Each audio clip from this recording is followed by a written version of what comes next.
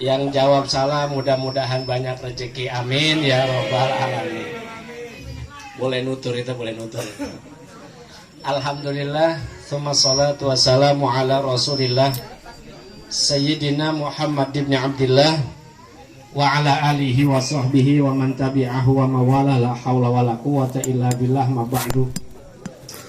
Yang sama-sama kita hormati guru kita bersama, sahabat saya Bapak Ustadz Ahmad Firdaus, yang sama-sama kita hormati Abang Wildan, Sahibul Bait, dan juga saya punya abang Bapak Yakub. Mudah-mudahan semuanya pada panjang umur, sehat walafiat. Yang hadir di sini mudah-mudahan rezekinya makin banyak, keturunannya mudah-mudahan dijadikan keturunan yang soleh dan soleha. Hadirin para jamaah sekalian, udah ada nama majelis talim ini Bang Daus ya? Iya. Namanya Al-Istiqomah. Iya kan, alkohol. Iya. Al-Istiqomah, artinya istiqomah itu kontinuitas Bu, terus menerus. Mudah-mudahan terus pengajian ini sampai kemana?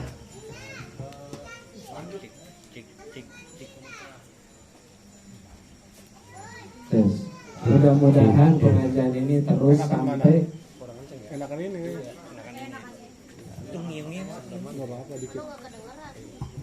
mudah-mudahan terus ini sampai mana kita nih? Sampai hari kiamat kelak, amin ya robbal.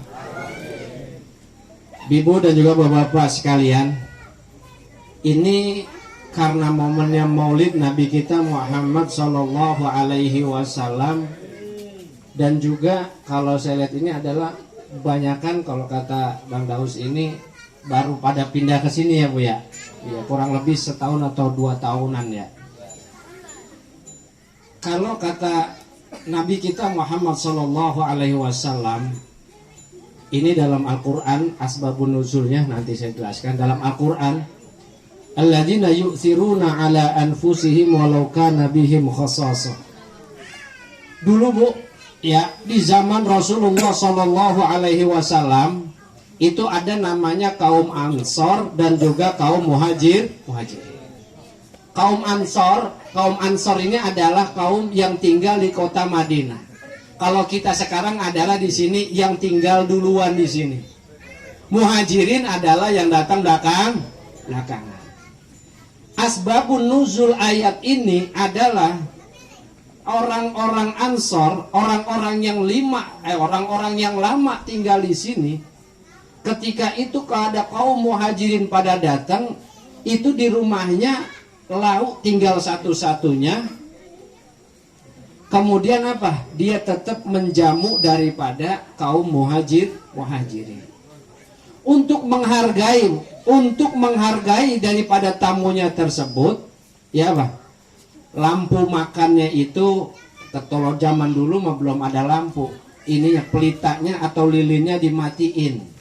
Yang dikasih makan yang ada isi semangkanya, yang ada isi lontongnya, ya gitu ya. Itu cuma kaum muhajirin doang. Buat dia sendiri cuma ditaruhin piring sama sendok doang, isinya kagak. Ada anaknya, ada istrinya, suaminya. Pura-pura makan, cuman bunyi piring doang. Yang makan cuma tamunya.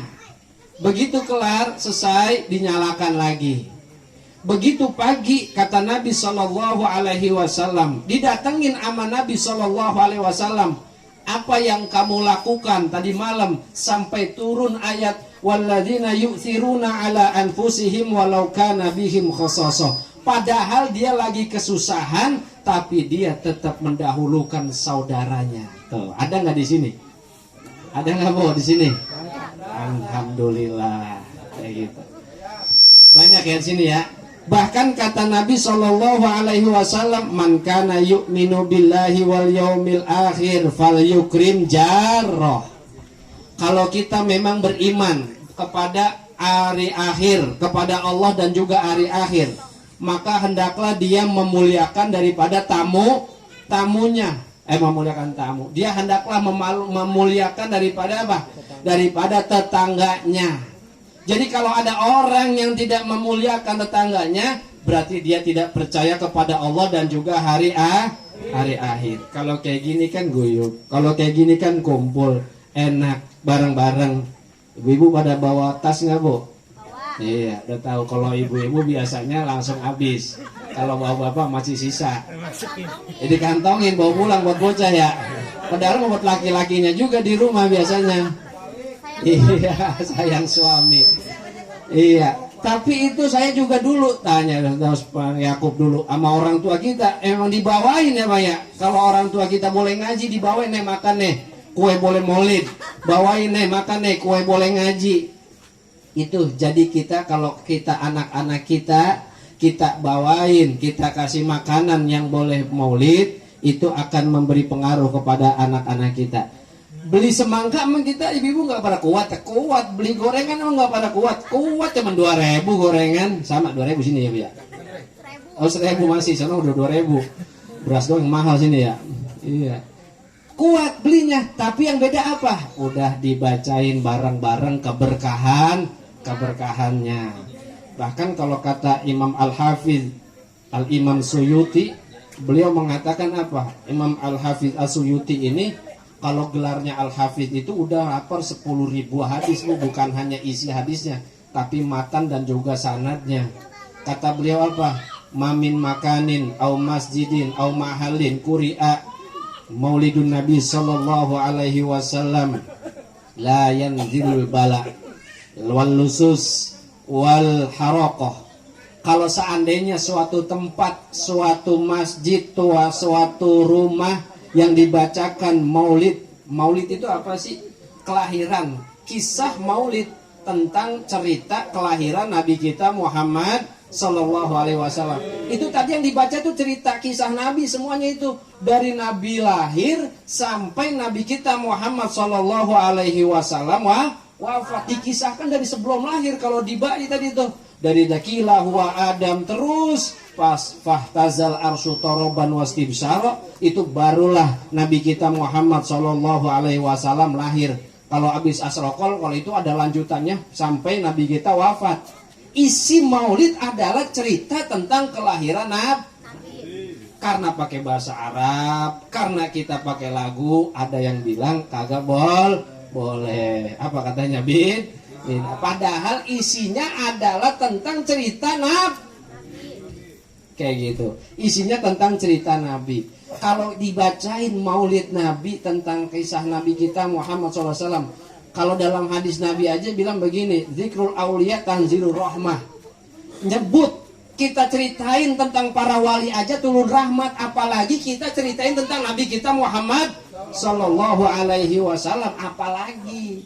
Makanya kata Al-Hafidh Imam As-Suyuti bilang apa? Kalau dibacain maulid, dibacain apa suatu tempat atau rumah tersebut maulid Nabi kita Muhammad SAW, maka tempat tersebut bakalan aman, nggak bakalan turun yang namanya wabah, nggak bakalan ada yang namanya kebakaran, nggak bakalan ada yang namanya maling. Aman di sini Bu ya?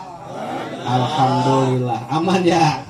Nggak ada ya, pokoknya aman ada kami ya, pokoknya nggak boleh ada barang di depan, diamanin aja udah hilang tuh mah ya. Ya mudah-mudahan mah kampung kita yang di sini nih aman dengan berkah kita membaca maulid. Terusin kayak gitu setiap malam Jumat ya, ya baca maulid ya. Belum ya, mudah-mudahan ya dengan terus baca maulid, jadi kampung kita jadi kampung yang berkah. Para jamaah sekalian yang mudah-mudahan dirahmati oleh Allah Subhanahu wa taala. Selain memuliakan daripada tetangga kita, ya. Kalau ama tetangga itu kudu akur. Kenapa Ustaz kudu akur? Karena yang paling terdekat, yang paling pertama itu tahu adalah tetangga kita. Bahkan ada 12 tuh Imam Ghazali bilang itu bagaimana tata cara kita bertetangga. Yang diantaranya adalah kita harus selalu berbaik hati kepada tetangga kita. Kalau masak Bu, kalau masak yang kira-kira baunya enak, jengkol biasanya ya. Iya, ikan asin kayak gitu. Atau masak sayur, kuahnya banyakin. Tapi sama isinya kasih, orang biar kuahnya doang dikasih. Isinya dikasih sama tetangga terdekat, jangan enak banget baunya ini ya, cakep banget ini, apalagi ngari-ngari siang-siang apa pakai sayur asem sama jengkol, mantap banget. Kasih tetangga, bagi sedikit.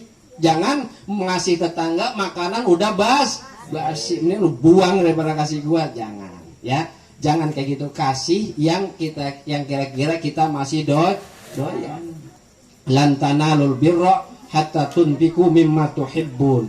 Kita nggak bakalan dapat kebaikan kalau kita memberikan sesuatu yang masih kita cintai. Hadirin yang mudah-mudahan dirahmati oleh Allah Subhanahu wa taala. Kemudian selain itu adalah tamu. Biasanya kan para tetangga mah para namu ya, pada main ya Bu ya. Iya, para namu ya nggak apa-apa namu. Yang penting namu ngobrol biasa, jangan gosip. Kalau mama mah gitu biasanya. Kalau bapak-bapak mah biasanya ngomonginnya nggak jauh, dia menjadi janda biasanya. Salah ya. Bola maksudnya ya, aku bola, nggak jauh dari bola. Tahuan iya. Tahuan dah. Apalagi kalau janda pirang doh.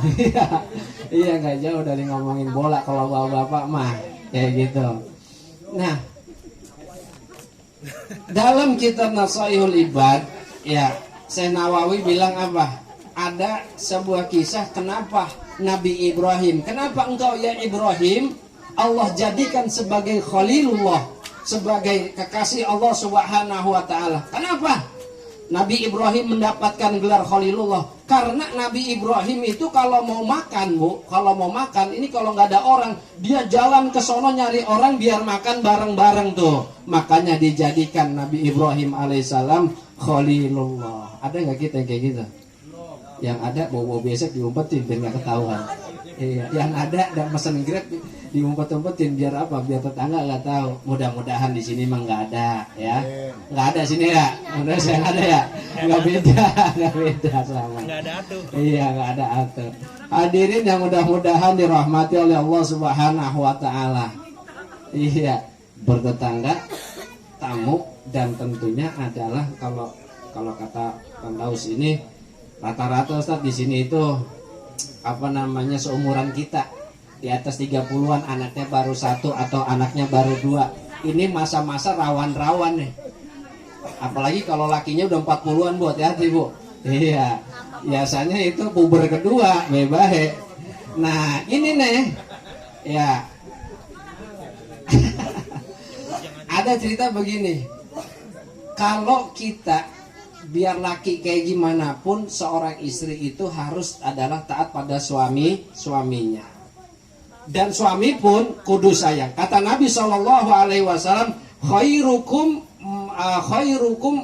man ahsana ila iyalikum.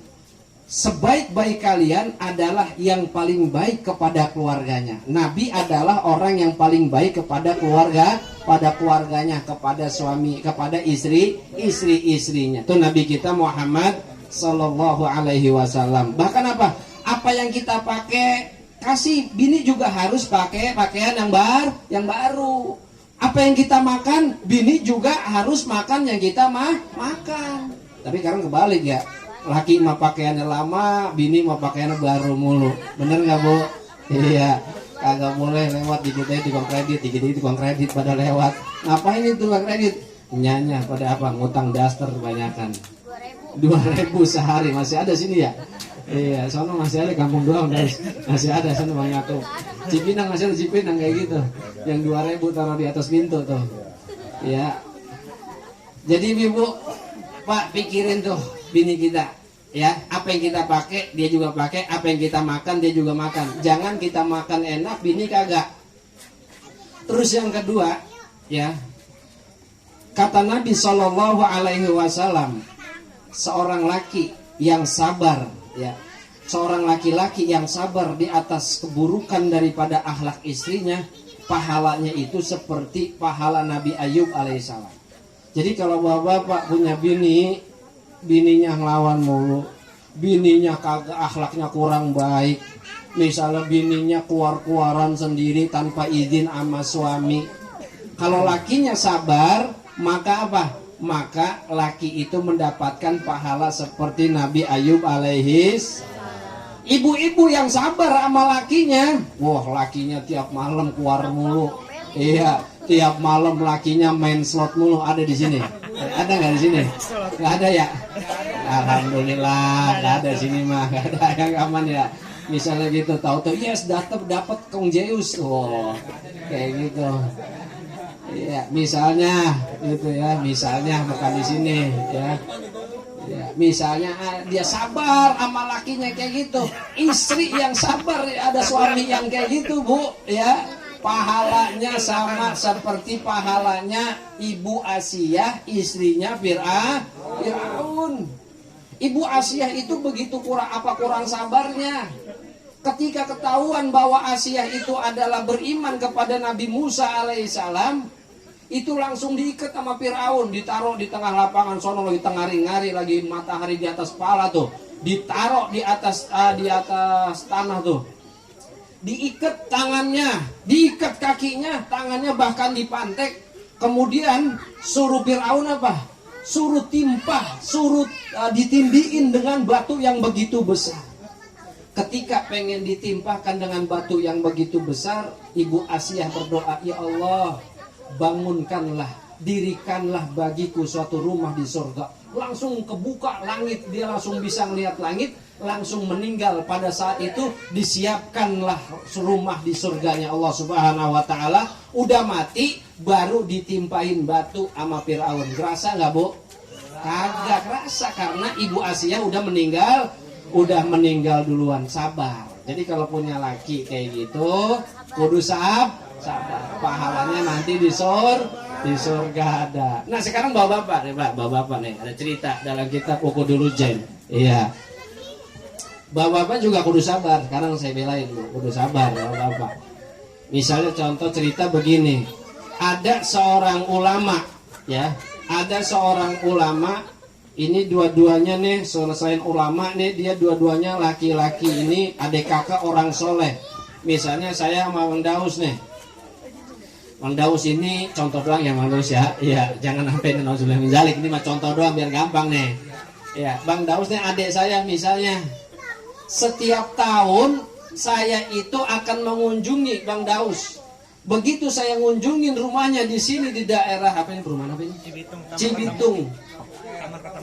Taman Kota Mukti. Kertamukti. Iya, tap. Assalamualaikum. Salam. Siapa? Andi. Siapa Andi?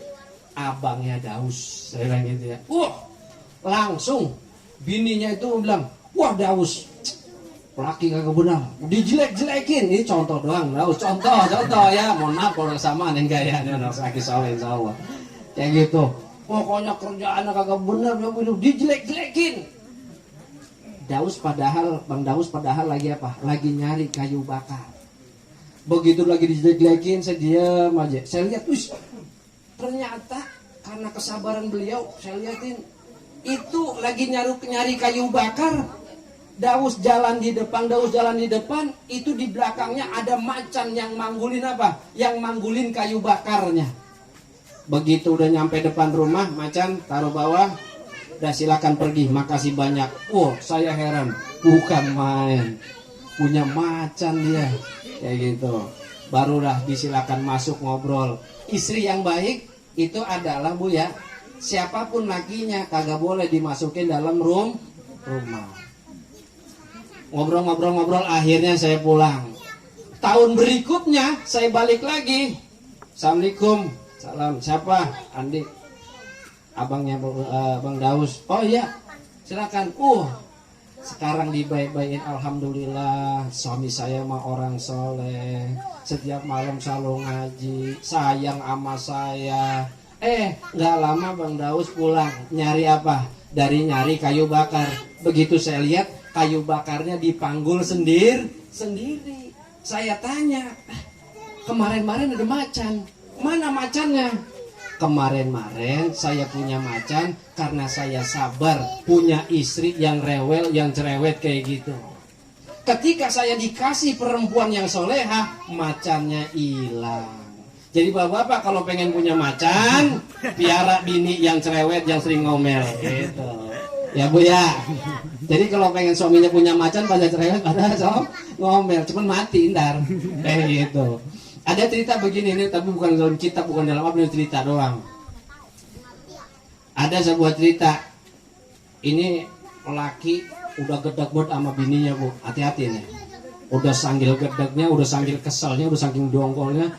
Nek bini ngomel mau kagak ngaso-ngaso apa aja diomelin. Udah jangan ngomong mulu, jangan ngomel mulu. Besok kita pergi main jalan-jalan ya ke hutan, enak kita nyari pemandangan. Diajak, ternyata diajak di situ dia laki udah tahu ada lobang, ada sumur tua. Begitu lagi ada apa baru ditendang, diceburin tuh bininya. Akhirnya dia pulang, alhamdulillah gua aman, kagak punya bini cerewet lagi.